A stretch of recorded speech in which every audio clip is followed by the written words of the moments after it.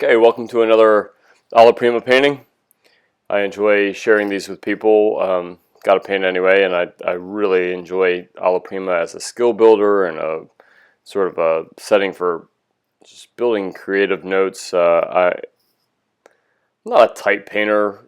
Some people are a lot tighter than me, but I'm also not an extraordinarily loose painter either. So this is my way of maybe playing with some ideas. Last week I did one on raw aluminum, trying to bring that to a pretty tight focus in an Alla Prima sitting. This one is going to be about loose, choppy brush strokes.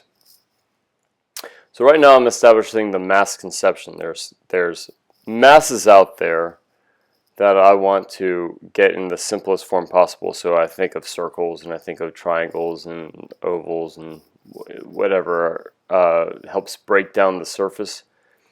But the reason I don't paint onions is because onions have a notion to them. Pots have a notion to them. The only thing I want to consider with the pot is that it has a center line for symmetry. And I'm lining up edges of landmarks to the different objects, so the kettle hits the onions at just right spots and things like that. But then I modify. I make it the painting that I want.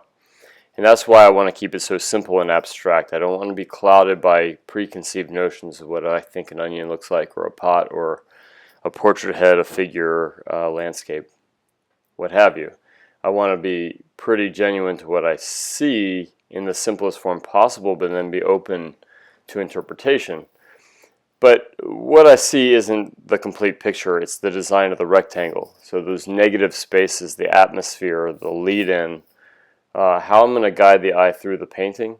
Yeah, you could get all the right objects in the right proportions and still mess up your composition big time. So this is going to be all about wrangling and changing things until I really like it on the personal level. This is my painting. I want to present it to people so that they are invited into a realistic space, but I'm the creator. So I mean, I'm reading The Lord of the Rings to my little boy. I can't imagine the creativity that writer had. I mean, J.R.R. Tolkien, right? So I'd want to leave the creative process to him. I'd want to be guided by him. And so it's really important for me to create, at the end product, I mean, it's not going to be the treatise of humanity, but it's going to be a statement of beauty and form and values and creative application of paint. And it's going to invite the viewer into a realistic space. So they don't have to interpret abstractly what it is, but they're invited to this three-dimensional space and get to feel the creative process. So, again, this painting isn't going to change anything on philosophical grounds, but it is going to invite a sense of realism to it, a sense of depth, but also artistry in the creative choices that I make throughout the process. So mass conception, keeping things very abstract, helps me with that. I can make decisions as how am I going to guide the eye through the painting. So that stage is over, and now I'm getting into these big block-ins. I'm squinting my eyes, and there's an abstraction there. So I call this abstract simplification. If I can depict truly what I see, then I'm already like 90% of the way there, right? And then I can make the painting that I want, because I'm not making drawing in proportion, color, value, edges decisions. I'm just simply depicting what I see when I squint. So the composition was already sent with that abstraction of mass conception, and now the big color relationships of light and shadow and the forms, the relationship to the environment, all of that's already been established on the simplest level possible. So here's the third stage that I like to emphasize, and that is the story of the light. So the story of the light means that there is a direction, intensity, and color of the light. And I want that to be harmonious throughout the entire painting. I want the silver pot to receive the same light as the onions. I want all the onions to feel like they're getting the same light. So that direction and intensity.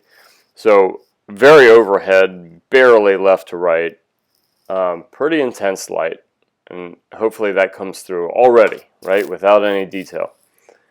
The color of the light is warm, so the shadow is not being warmed up by the light. It's relatively cooler. The light is making the colors rich, so therefore I want the colors of the shadow relatively low chroma, less exciting, less intense, less pure.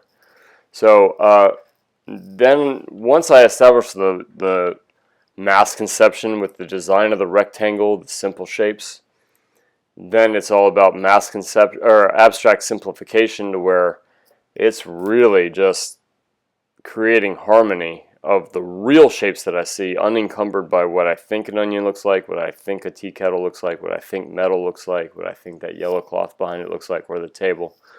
But what I truly see on the simplest level possible. And then the direction of intensity and color of the light are established with that story. Then I have creative freedom, right? Everything's kind of set. You'd recognize all these things from way across the room before you worry about brush strokes and detail and edges. The core of the painting has been established, so now I can have fun. I can either push the limits of what I can do with brushwork, or I can refine it, I can blend it and make it soft and serene. I have ultimate creative freedom. But ultimately, the style picks you. You don't pick the style. So there's a very Hans-Göring quality to all of my paintings. But I like to experiment a lot. So this painting was really, I mean, the rough character, the homeliness of the onions. I really wanted this to be a little bit rougher of a painting, a little bit more brushstrokey. So if you look at my other videos, you're going to see some paintings that are very refined, and then paintings like this that are going to leave a lot of brushstrokes. So again, this system that I have allows me to be me, and when I teach, I don't want you to be me. I want you to have the same fundamentals that I have. I'm going to teach you anatomy, perspective. I'm going to teach you how to, handle, paint, and render. But ultimately, I want you to come through in your work. I don't want you to clone me, because you're not me. You're going to struggle being me. And thank goodness for that. So I want to give you the same foundation, the same basic principles that make things work in a three-dimensional space. I want you to be able to handle the paint. I want you to know every little nuance there is to those core fundamentals. But style is yours. Interpretation is yours. And you're going to have a lot of creative freedom to be you when you study with somebody like me, because my purpose isn't to teach you, it's to bring the artist out of you. And that's what mentorship is all about, as opposed to classes or courses or ateliers or studio. The old system was, you're going to be, I'm the master and you're the apprentice, and you're going to help me with my creative efforts, and I'm going to train you to do that. Mentorship is a little bit different. I'm going to inspire you. I'm going to give you my professional opinion built up over 20 plus years of painting and teaching. But it's really essential for me, for you to come through in the artwork. So in this painting, I had I wasn't feeling it in the first place. I came down a little late and I didn't know what I was going to paint. And I set something up in haste, and I was battling with the tech all night, and just from start to finish I wasn't feeling it. But at the end product, I got something together that's pleasing to me, and hopefully pleasing to you. So thank you for pushing me to do this, because if I didn't obligate myself to do this from the scheduled live lesson, then I wouldn't have. So I very much appreciate you watching this and pushing me to do it. But at the end product, I mean, I've got a painting that I'm pretty proud of. I don't think I really need to do a whole lot in the way of tweaks, but I might pull some things together. But the essence of the painting was there, that spontaneity of Alla Prima, this really great skill builder that we can do. And sometimes it's a win some and lose some, but I would say this was a win. Even if my spirit wasn't there from the beginning, but it really came together at the end. So Thank you from the bottom of my heart for watching this, and spread the word.